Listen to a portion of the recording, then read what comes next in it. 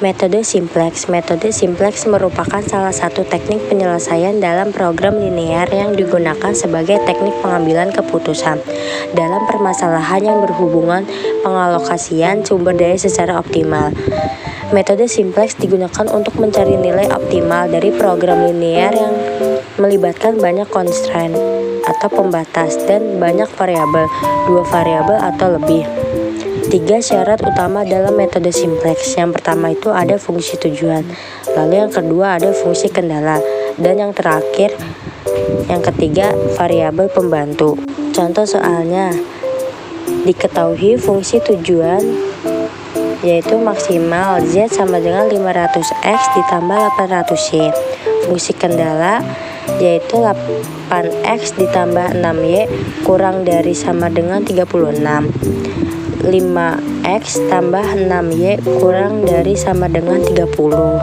Lalu ada fungsi tujuan, max Z sama dengan 500X plus 800Y.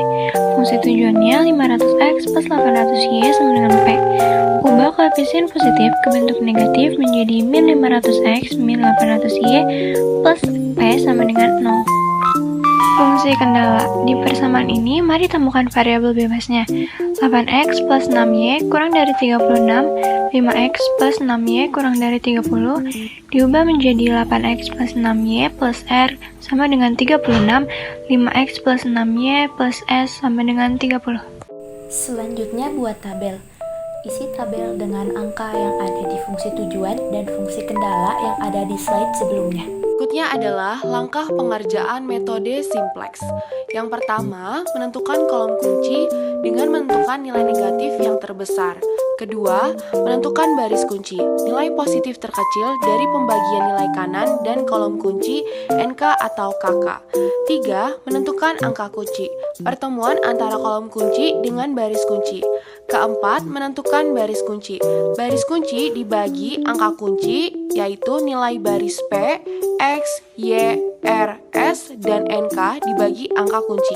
Yang terakhir yaitu 5, menentukan nilai baris yang baru dari baris kunci. Nilai baris lama dikurang dalam kurung angka kunci dikali nilai baru baris kunci dalam kurung. Langkah yang pertama yaitu menentukan kolom kunci. Tentukan nilai negatif yang terbesar.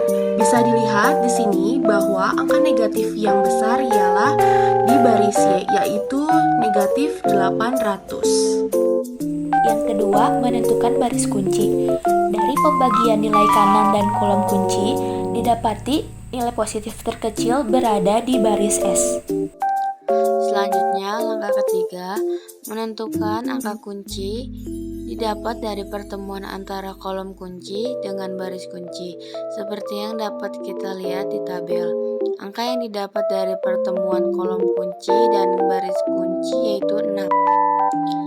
Lalu langkah yang keempat adalah menentukan baris kunci baru untuk mengisi tabel iterasi 1 dengan cara membagi baris kunci sebelumnya dengan angka kunci, maka hasil yang dapat kita lihat pada tabel.